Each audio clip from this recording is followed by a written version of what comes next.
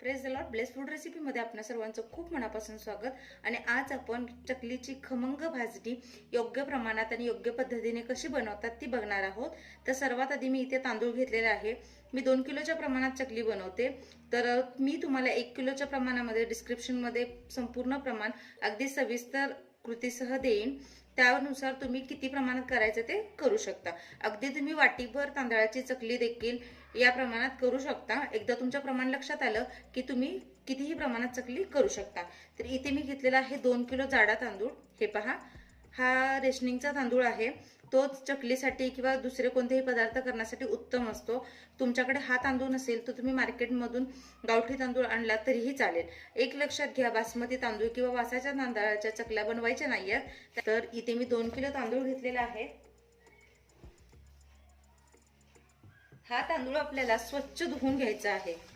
तर 2 ते 3 पाण्यामध्ये तांदूळ स्वच्छ धुवून घ्यायचा. हे असतात तर स्वच्छ नीट करून घेतलेले आहेत.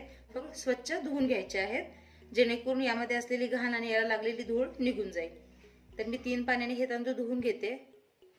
तर हे पहा, तांदूळ मी अगदी छान स्वच्छ धुतलेत, एकदम पांढरे शुभ्र दिसत आहेत. तर पाणी स्वच्छ येईपर्यंत तांदूळ धुवायच्यात. तांदूळ धुवून मी त्यातलं पाणी निथळून घेतलेलं आहे. आता इथे मी घेतलेले आहे हरभरा डाळ म्हणजे चणा डाळ. तर 2 किलो तांदळासाठी 1 किलो आपल्याला हरभरा डाळ घ्यायची आहे. म्हणजे जितका तांदूळ त्याच्या निम्म्या प्रमाणामध्ये म्हणजे अर्ध्या प्रमाणामध्ये आपल्याला चणा डाळ म्हणजेच हरभरा डाळ घ्यायची आहे. ज्याप्रमाणे आपण तांदूळ धुवून घेतले त्याचप्रमाणे चणा डाळ देखील धुवून घ्यायची आहे. एक लक्षात घ्या, आपल्याला डाळ तांदूळ भिजत घालायचं नाहीये, फक्त ते धुवून घ्यायचं आहे. तर छान हाताने चोळून स्वच्छ पाणी येईपर्यंत डाळ देखील धुवून घ्यायची आहे. तर हे पहा, डाळ देखील छान धुतलेली आहे आणि पाणी मी गाळून घेतलेलं आहे. आता आपण याला सुकवून घेणार आहोत, म्हणजे हडपून घेणार आहोत. तर ते कसं सुकवायचं ते देखील मी तुम्हाला दाखवते. तर हे पहा, अशा प्रकारे मी एका कापडावर छान असे तांदूळ पसरून घेतलेले आहेत. जितका पातळ लेअर तुम्ही पसरणार तितके तुमचे तांदूळ लवकर सुकणार. आणि तुम्हाला प्रश्न पडला असेल, आपण तांदूळ धुवून घेतला तर तो सुकतो की नाही? तर फॅन खाली अगदी आरामात तांदूळ सुकतो. तर मोठा फॅन लावायचा आणि फॅन खाली आपल्याला हे सुकवून घ्यायचं आहे. त्याच प्रकारे मी डाळ देखील पसरून घेतलेली आहे.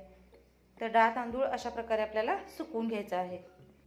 तर हे पहा, आपले तांदूळ मस्त खळखळीत सुकलेले आहेत. अगदी तुम्हाला वेळ हवी असेल तर 3 ते 4 तासांमध्ये तांदूळ छान असे सुकून होतात किंवा हडपतात. आपल्याला तांदूळ उन्हामध्ये सुकवायचा नाहीये.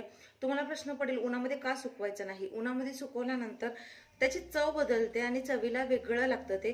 त्यामुळे शक्यतो तुम्ही फॅन खाली सुकवलं तरी पटकन हे सुकतं.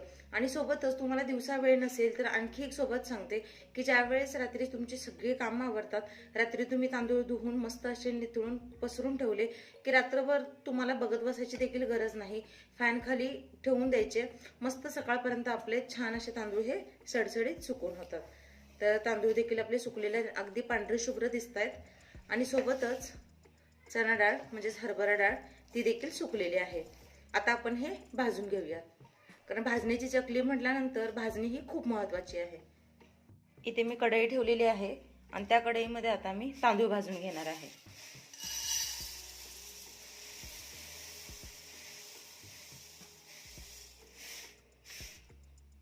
तर एकाच वेळेस सगळं भाजायचं नाहीये, मी 2 बॅचमध्ये भाजते, कारण हे माझ्याकडे 2 किलोचं प्रमाण आहे. तर तांदूळ आणि डाळ आपण एकत्र भाजू शकत नाही का, किंवा सगळ्या डाळी आपण एकत्र भाजू शकत नाही का, असा जर तुम्हाला प्रश्न पडेल तर प्रत्येक पदार्थाला म्हणजे तांदळाची भाजण्याची टायमिंग वेगळी आहे, डाळीची भाजण्याची टायमिंग वेगळी आहे. जर डाळ तांदूळ आपण एकत्र भाजलं तर तांदूळ पटकन भाजतात आणि मग डाळ कच्ची राहील, किंवा डाळ भाजेपर्यंत जर आपण वाट बघितली तर तांदूळ आपला करपूस होईल, मग आपल्या चकलीला तितकीच चव येणार नाही. त्यामुळे शक्यतो हे वेगवेगळंच भाजून घ्यायचं असतं.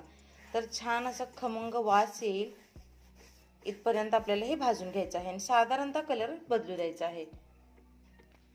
तर इथे भाजणीसाठी लागणारं सामान आहे किंवा कोणकोणत्या डाळी लागतात, काय लागतं हे आपण सविस्तर बघणार आहोत. तर इथे मी 2 किलो तांदूळ घेतलेला आहे. 2 किलो तांदळासाठी 1 किलो चण्याची म्हणजे हरभऱ्याची डाळ, त्याच्याच अर्ध्या प्रमाणामध्ये अर्धा किलो मूग डाळ, त्याच्या अर्ध्या प्रमाणामध्ये आपण इथे घेतलेली आहे उडीद डाळ, आणि तेवढीच घेतलेलं आहे पण इथे डाळगा म्हणजेच फुटाण्याची डाळ, 2 मूठ धने, 2 मूठ जिरे. तर हे आपण 1 किलोसाठी 1 मूठ असं प्रमाण आहे. तुम्ही हाताची मुठ्ठी तुम्ही बघू शकता आणि हे अंदाजे घालायचे आहे. तर मी 1 किलोसाठी 1 मूठ असं प्रमाण आहे. इकडे 2 मूठ धने, 2 मूठ जिरे घेतलेले आहेत. तर अगदी सोपी पद्धत आहे, सोपं प्रमाण आहे. एकदा तुम्ही रेसिपी बघितली तर आयुष्यभर प्रमाण तुमच्या लक्षात राहील. 1 किलोसाठीचं प्रमाण मी तुम्हाला डिस्क्रिप्शनमध्ये अगदी सविस्तररित्या देईन. तर हे पहा, आपलं तांदूळ देखील छान भाजतंय. रंग हळूहळू बदलायला सुरुवात झालेली आहे. हे पहा, तर असा रंग येईपर्यंत आपल्याला हे भाजून घ्यायचं आहे.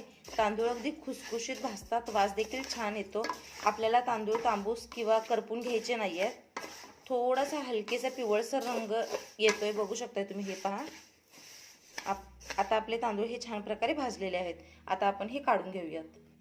हे पहा, तांदूळ मी असे परातीमध्ये पसरून ठेवलेले आहेत. शक्यतो एखाद्या तुम्ही कॉटनच्या कपड्यावर जरी पसरून ठेवले तरी वाफ धरत नाही आणि तांदूळ आपले छान मोकळे सुटसुटीत होतात. तर त्यामुळे गर्दी करून किंवा डब्यामध्ये लगेचच भरू नका. असं छान असं पसरून ठेवा, जेणेकरून ह्यातली वाफ गेली पाहिजे आणि हे छान थंड झालं पाहिजे. तांदूळ आपले भाजून झालेले आहेत. आता डाळ भाजून घेऊया. तर ज्या प्रकारे आपण बेसनच्या लाडूसाठी डाळ भाजतो तशीच अगदी रंग बदलेपर्यंत मस्त खमंग डाळ भाजून घ्यायची आहे. तर हे पहा, डाळ आपण ही धुवून घेतलेली आहे, त्यामुळे तुम्हाला अशी ही एकमेकांना चिकटल्यासारखी दिसेल. पण ज्या वेळेस आपण डाळ भाजतो ती छान अशी कुरकुरीत अशी भाजून होते. तर रंग बदलेपर्यंत मस्त भाजून घ्यायचे आहे. भाजणी करताना थोडं लक्ष द्यावं लागतं, वाट बघावी लागते. घाई करू नका, कारण मोठ्या गॅसवर एकदम तुम्ही फक्त भाजून घेतलं तर ती चकली छान होणार नाही. तुम्हाला थोडा संयम बाळगा, थोडी वेळ द्या. कारण जर मंद ते मध्यम आचेवर तुम्ही भाजणी केली तर मस्त असं एक आणि एक जो काही धान्य आहे, एक आणि एक डाळ असू दे, तांदूळ असू दे, छान असे आतपर्यंत भाजले जातात आणि त्यामुळे आपली चकली देखील छान अशी खुसखुशीत होते. तर घाई करून फक्त काय होतं की वरचं आवरण भाजलं जातं, आतपर्यंत शेक बसत नाही आणि त्यामुळे मग चकल्या तुमच्या व्यवस्थित होत नाहीत. काही लोकांची अशी शंका असते की आम्ही भाजणीची चकली जरी केली तर ती व्यवस्थित होत नाही. तर त्याचं कारण हे असतं की आपण खूप घाई करतो. भाजणीची चकली करताना थोडा वेळ द्यावा लागतो, पण चकली खरंच खूप सुंदर होते. तर हे पहा, रंग आता बदललेला आहे आणि मध्ये मध्ये बघू शकता तुम्ही डाळ किती छान भाजलेली आहे ते. तर अशाच पद्धतीने थोडाफार तांबूस रंग येईपर्यंत डाळ आपल्याला छान भाजून घ्यायची आहे. तर सांगितल्याप्रमाणे तांदूळ आणि डाळ असं छान पसरून मग ते थंड होऊ द्यायचं आहे. गरम डब्यामध्ये भरायचं नाही, वाफ भरते आणि मग आपले डाळ तांदूळ मऊ पडण्याची शक्यता असते. त्यामुळे शक्यतो एखाद्या कॉटनच्या कपड्यावर तुम्ही पसरून ठेवलं तरी पटकन थंड होते, वाफ देखील धरत नाही. तर आता मी इथे असं पसरून ठेवलेलं आहे. मूग डाळ आणि मूग डाळीमध्येच मी घालत आहे उडीद डाळ. मूग डाळ आणि उडीद डाळ दोन्ही आकाराने सारख्या असतात, त्यांना भाजण्यासाठी लागणारा वेळ देखील एकसारखाच असतो. त्यामुळे या दोन्ही मी एकत्र भाजून घेत आहे. चणा डाळ आणि तांदूळ धुवून मग सुकवले होते. या डाळी धुवून घेण्याची काही गरज नसते.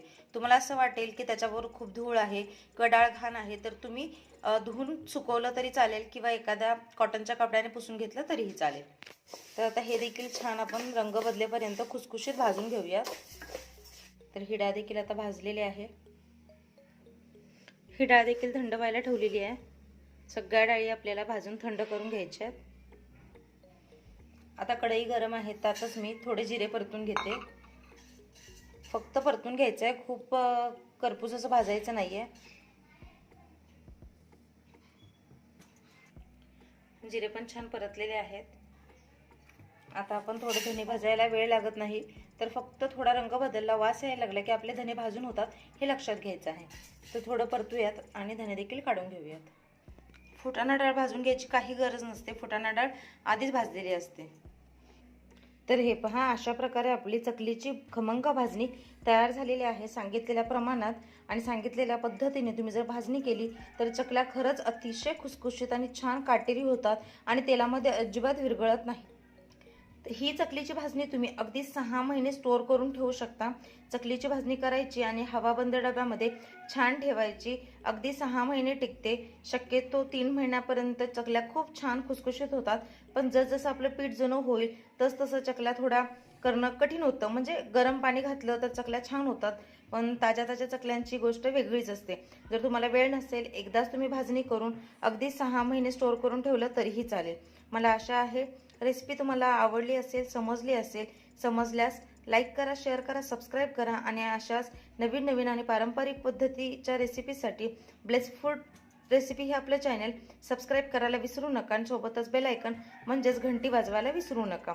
तर सांगितलेल्या पद्धतीने नक्की चकलीची भाजणी तयार करून बघा. पुढच्या व्हिडिओमध्ये मी तुम्हाला आता आपण ही भाजणीची रेसिपी बघितली. आता याच भाजणीपासून अगदी खमंग खुसखुशीत काटेरी चकली कशी बनवायची ती पण खूप साऱ्या टिप्स ते देखील आपण बघणार आहोत.